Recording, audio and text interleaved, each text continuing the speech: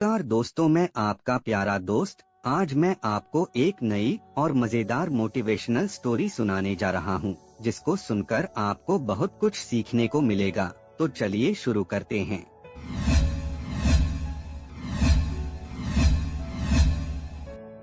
Hotel की manager जिस बुजुर्ग महिला को भिखारी समझकर सबके सामने नीचा दिखा रही थी, असल में वह न तो भिखारी थी और न ही गरीब, बल्कि इतनी बड़ी महिला थी जिसकी किसी ने कल्पना भी नहीं की थी। और जब उनकी सच्चाई सामने आई तो ऐसा हुआ कि पूरे होटल के होश उड़ गए। सुबह के ठीक 11:00 बजे का समय था। शहर के सबसे बड़े 5 सितारा होटल की चमचमाती इमारत के बाहर चहल पहल थी। बड़ी बड़ी गाड़ियों से धनी लोग, विदेशी मेहमान और चमकदार कपड़े पहने मेहमान आते जाते दिख रहे थे। तभी होटल के गेट पर धीरे धीरे कदम बढ़ाती एक बुजुर्ग महिला दिखाई दी। साधारण सूती साड़ी पहने, सफेद बालों से भरे सिर को पल्लू से ढक रखा था। हाथ में एक पुराना झोला और सहारे के लिए एक मजबूत लकड़ी की छड़ी। नाम था गंगा देवी। गंगा देवी का व्यक्तित्व बेहद शांत था। चेहरे पर झुर्रियां तो थीं, मगर आंखों में अद्भुत तेज झलकता था। कदम भारी जरूर थे, लेकिन उनमें दृढ़ता थी। होटल की भव्य इमारत और भीतर की दौलत से भरी दुनिया से बिल्कुल अलग उनकी सादगी सभी की नजरों में तुरंत आ गई। जैसे ही वे मुख्य गेट तक पहुंची, सुरक्षा गार्ड की भौहें सिकुड़ गईं। वह दौड़ता हुआ सामने आया और हाथ फैलाकर बोला, भाई साहब, आप यहाँ क्या कर रही हैं? ये जगह आपके लिए नहीं है। ये 5 सितारा होटल है। यहाँ बड़े बड़े लोग आते हैं। आप कहाँ से चली आईं? गंगा देवी ने मुस्कुराकर उसकी ओर देखा और शांत स्वर में बोली, बेटा, मेरी यहाँ बुकिंग है, उसी के बारे में पूछना था। गार्ड उनकी बात सुनकर पहले तो हैरान हुआ, फिर ठहाका मारकर हंस पड़ा। पास खड़े दूसरे गार्ड से बोला, देखा इसे? कह रही हैं कि इनकी यहाँ बुकिंग है। भाई साहब, आपसे जरूर कोई गलती हुई है। यह जगह आपके बस की नहीं है। यह होटल बहुत लग्जरी है। बड़े बड़े बाबू लोग आते हैं यहाँ। कोई आम आदमी इसे अफोर्ड नहीं कर सकता। इतने में होटल की रिसेप्शनिस्ट राधा कपूर ने यह बातचीत सुन ली। उसने अपनी चमचमाती डेस्क से उठकर गंगा देवी की ओर देखा, सिर से पांव तक उनका निरीक्षण किया और होठों पर एक तिरस्कार भरी मुस्कान तैर गई।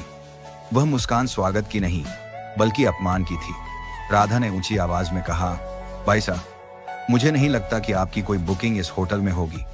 यह होटल बहुत महंगा है। शायद आप गलत जगह आ गई हैं। गंगा देवी ने उसी सहजता से उत्तर दिया, बेटी, एक बार चेक तो कर लो, शायद मेरी बुकिंग यही हो।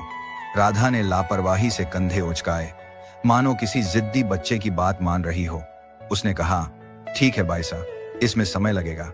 आप वेटिंग एरिया में जाकर बैठ जाइए। गंगा देवी ने सिर हिलाया और धीरे धीरे वेटिंग एरिया की ओर बढ़ी। लॉबी का वातावरण चमचमाता और शोर शराबे से भरा था। बड़े झूमर, महंगे सोफे और विदेशी खुशबू। पर उस आलीशान माहौल में गंगा देवी की सादगी अजनबी लग रही थी। वे एक कोने में रखी कुर्सी पर बैठ गईं। झोला जमीन पर रखा, छड़ी को सहारे में लगाया और खामोश होकर आंखें झुका लीं। लेकिन लॉबी में मौजूद गेस्ट्स उन्हें अजीब नजरों से देखने लगे।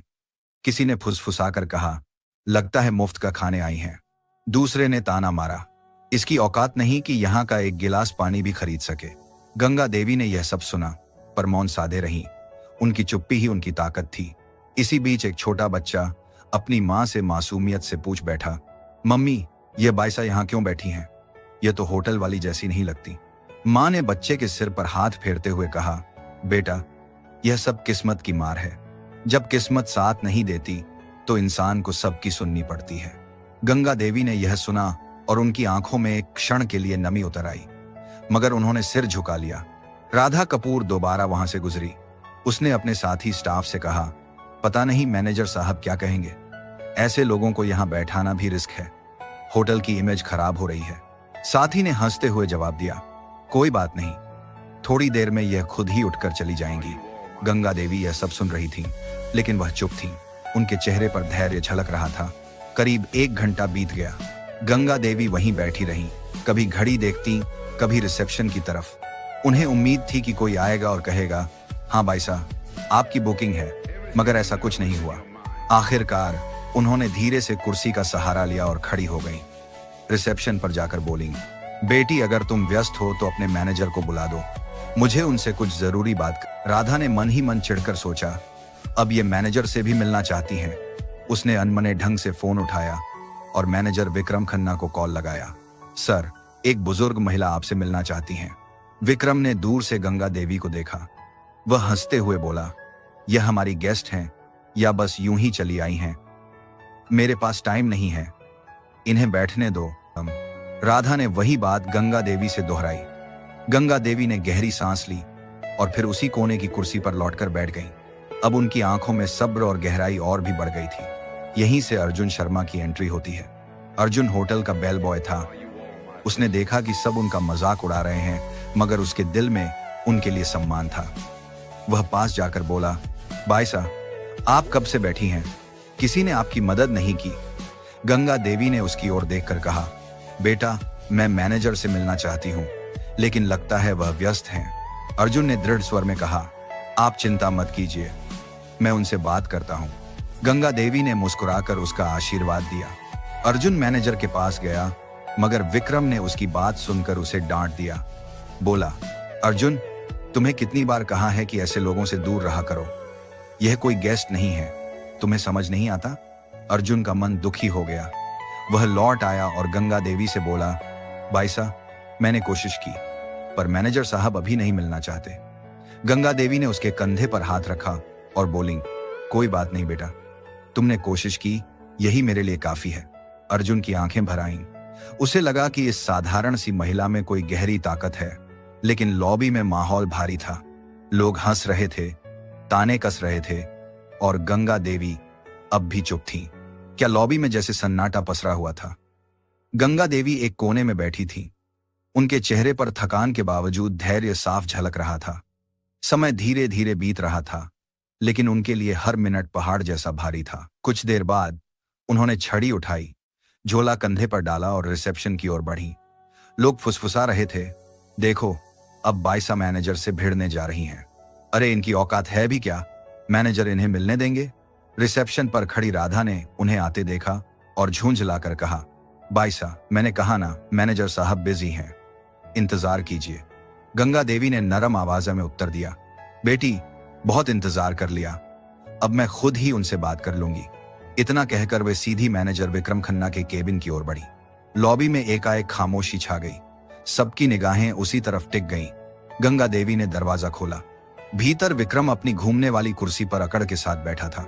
उसने भौहें चढ़ाते हुए कहा, हाँ बाईसा, बताइए, इतना शोर क्यों मचा रखा है? क्या काम है आपको? गंगा देवी ने झोला खोला और अंदर से एक लिफाफा निकाला। उसे टेबल पर रखते हुए बोली, यह मेरी बुकिंग और होटल से जुड़ी कुछ डिटेल है, कृपया एक बार देख लीजिए। विक्रम ने लिफाफा हाथ में लिया, मगर खोले बिना ही टेबल पर पटक दिया। उसके चेहरे पर घमंडी हंसी तैर गई। उसने कहा, बाईसा, जब किसी इंसान की जेब में पैसे नहीं होते तो उसे बुकिंग जैसी बातें करना बेकार है। आपकी शक्ल देखकर ही पता चल जाता है कि आपके पास कुछ नहीं है। यह होटल आपके बस का नहीं है, बेहतर होगा आप यहाँ से चली जाएं। और बात हो, उनकी आवाज अब गहरी और गंभीर हो चुकी थी। उन्होंने कहा, बेटा, बिना देखे कैसे तय कर लिया? एक बार इन कागजों को देख तो लो। सच्चाई अक्सर वैसी नहीं होती जैसी दिखती है। विक्रम कुर्सी पर पीछे झुक गया और जोर से हंसते हुए बोला, बाईसा, मुझे किसी कागज को देखने की जरूरत नहीं है। मैं सालों से इस होटल को संभाल रहा हूँ। लोगों की शक्ल देखकर पहचान लेता हूँ कि किसकी क्या औकात है। आपकी शक्ल कहती है कि आपके पास कुछ नहीं है। लॉबी में बैठे कुछ मेहमान भी हंसने लगे। गंगा देवी ने गहरी सांस ली, लिफाफा टेबल पर रखा और शांत स्वर में बोली, ठीक है, जब तुम्हें यकीन नहीं है तो मैं चलती हूँ, लेकिन याद रखना, जो तुमने आज किया है उसका नतीजा तुम्हें भुगतना पड़ेगा। इतना कहकर उन्होंने दरवाजे की ओर कदम बढ़ाए। पीछे बैठे गेस्ट्स फुसफुसाए, वाह, मैनेजर ने सही किया, ऐसे लोगों को सबक मिलना ही चाहिए। गंगा देवी होटल से बाहर निकल गईं। उनकी धीमी चाल और झुकी कमर ने पूरे स्टाफ को भीतर ही भीतर झकझोर दिया। लेकिन विक्रम अपनी कुर्सी पर बैठा मुस्कुराता रहा। उसके चेहरे पर तिरस्कार और गर्व का मिला जुला भाव था। गंगा देवी के जाने के बाद लॉबी धीरे धीरे सामान्य हो गई, पर बेल बॉय अर्जुन शर्मा का दिल बेचैन था। उसकी नजर उस लिफाफे पर गई जिसे विक्रम ने बिना देखे ही टेबल पर पटक दिया था। अर्जुन धीरे से वहां पहुंचा। उसने लिफाफा उठाया और अपने कमरे में चला गया। उसने होटल के सर्वर कंप्यूटर में लॉगिन किया और पुराने रिकॉर्ड खंगालने लगा। कुछ ही देर में उसकी आंखें चौड़ी हो गईं। स्क्रीन पर साफ लिखा था, गंगा देवी, होटल की 65% शेयर होल्डर, संस्थापक सदस्य। अर्जुन की सांसें तेज हो गईं। उसने तुरंत प्रिंटर से रिपोर्ट निकाली और भागता हुआ मैनेजर के केबिन में गया। सर, यह रिपोर्ट देखिए। विक्रम ने भौहें चढ़ाईं। क्या है ये?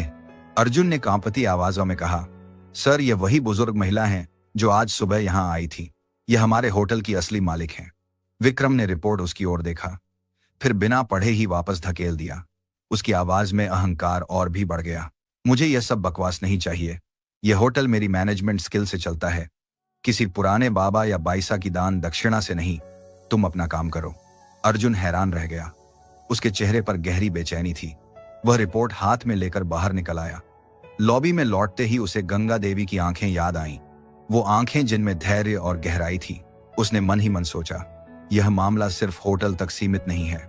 यह इंसानियत की परीक्षा है और कल सुबह इसका सच सबके सामने आएगा। अगली सुबह होटल का नजारा बिल्कुल अलग था।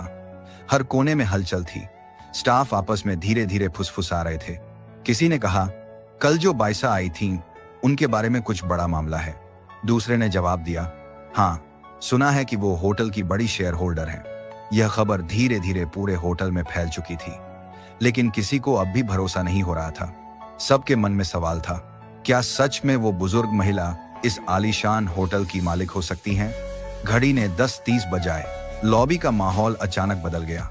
होटल के मुख्य द्वार से वही साधारण कपड़े पहनी बुजुर्ग गंगा देवी अंदर आईं, लेकिन इस बार वह अकेली नहीं थी। उनके साथ एक सूट बूट पहना अधिकारी था, जिसके हाथ में काले रंग का ब्रीफकेस था। सभी की नजरें एक ही पल में उसी दिशा में टिक गईं। गार्ड, रिसेप्शनिस्ट, वेटर सब सन्नाटे में खड़े रह गए। कल जिन्हें सबने अनदेखा किया था, आज वही शख्स होटल में किसी सम्राट की तरह प्रवेश कर रही थी। गंगा देवी ने सीधा हाथ उठाकर आदेश दिया, मैनेजर को बुलाओ। उनकी आवाज में अब कोई नरमी नहीं थी। यह आदेश की कठोरता थी। कपूर के हाथ कांपने लगे। उसकी आंखों में कल की घटना घूमने लगी, कैसे उसने इस बुजुर्ग महिला को अपमानित किया था। लेकिन आदेश की गंभीरता इतनी प्रबल थी कि उसने तुरंत मैनेजर विक्रम खन्ना को फोन लगाया। थोड़ी ही देर में विक्रम वहां पहुंचा। उसके चेहरे पर घबराहट थी, मगर अहंकार अब भी बाकी था। आधी मुस्कान के साथ बोला, जी भाई साहब, आज फिर आ गई आप। बताइए, अब क्या काम है? गंगा देवी ने उसकी आंखों में सीधे देखा। विक्रम खन्ना, मैंने कल ही कहा था कि तुम्हें अपने कर्मों का नतीजा भुगतना पड़ेगा, और आज वो दिन आ गया है। विक्रम सकपका गया। उसने हंसी में बात टालने की कोशिश की। भाई साहब, आप तो बड़ी बातें करती हैं। कल भी यही बोला था। अब क्या नया तमाशा करने आई हैं? गंगा देवी के साथ आए अधिकारी ने ब्रीफकेस खोला। उसमें से मोटी फाइल निकाली और सबके सामने टेबल पर रख दी। उसने जोर से कहा, ये डॉक्यूमेंट साफ बताते हैं कि इस होटल के 65% शेयर गंगा देवी के नाम पर हैं। असली मालिक वही हैं। पूरा स्टाफ स्तब्ध रह गया। राधा कपूर के हाथ कांपने लगे। लॉबी में मौजूद गेस्ट्स ने एक दूसरे को देखा और फुसफुसाए, ये तो सच में मालिक हैं। हमसे कितनी बड़ी भूल हो गई। गंगा देवी ने अपनी छड़ी जमीन पर टिका दी। उनकी आवाज अब तेज और दृढ़ थी। विक्रम खन्ना, आज से तुम इस होटल के मैनेजर नहीं रहोगे। तुम्हारी जगह अर्जुन शर्मा इस पद को संभालेगा। यह सुनकर विक्रम गुस्से से कांप गया। आप होती कौन है मुझे हटाने वाली? यह होटल मैं सालों से चला रहा हूं। मेरी मेहनत से यह यहां तक पहुंचा है। गंगा देवी गरजते हुए बोली, यह होटल मैंने बनाया है। इसकी नींव मेरी मेहनत और संघर्ष से रखी गई थी। मैं चाहूं तो तुम्हें एक पल में बाहर का रास्ता दिखा सकती हूं, पर दंड स्वरूप तुम्हें फील्ड का काम दिया जा रहा है। अब वही काम करो जो तुमने दूसरों से करवाया है। कैसे 2000 खाम लोगों? विक्रम के चेहरे का रंग उड़ गया। घमंड की परतें टूट चुकी थीं। गंगा देवी ने अर्जुन को पास बुलाया। उन्होंने उसके कंधे पर हाथ रखते हुए कहा, तुम्हारे पास धन नहीं था, लेकिन दिल में इंसानियत थी। यही असली काबिलियत है, इसलिए तुम इस पद के हकदार हो। अर्जुन की आंखों से आंसू बह निकले। भावुक होकर बोला, भाई साहब, मैंने तो बस इंसानियत निभाई थी। गंगा देवी मुस्कुराई। यही सबसे बड़ी योग्यता है बेटा। इसके बाद उन्होंने राधा कपूर की ओर देखा। उनकी नजर इतनी कठोर थी कि राधा कांप गई। गंगा देवी ने कहा, राधा, तुम्हारी यह गलती पहली है, इसलिए तुम्हें माफ कर रही हूं। लेकिन याद रखना, इस होटल में कभी किसी को उसके कपड़ों से मत आंकना। हर इंसान की इज्जत बराबर है। राधा की आंखों से आंसू निकल पड़े। उसने हाथ जोड़ लिए और बोली, मुझे माफ कर दीजिए, आगे से ऐसा कभी नहीं होगा।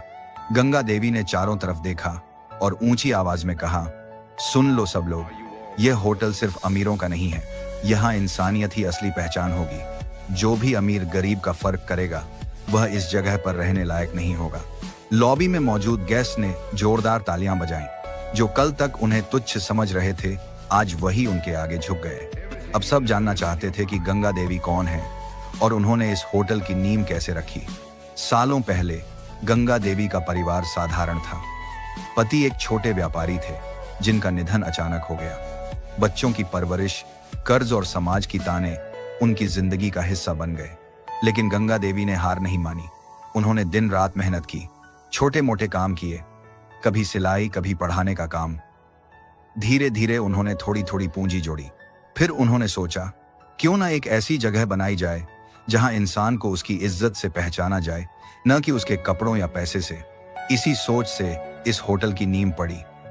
उनके पास न बड़ा पैसा था न बड़े रिश्ते, लेकिन ईमानदारी, मेहनत और आत्मविश्वास उनका सबसे बड़ा पूंजी था।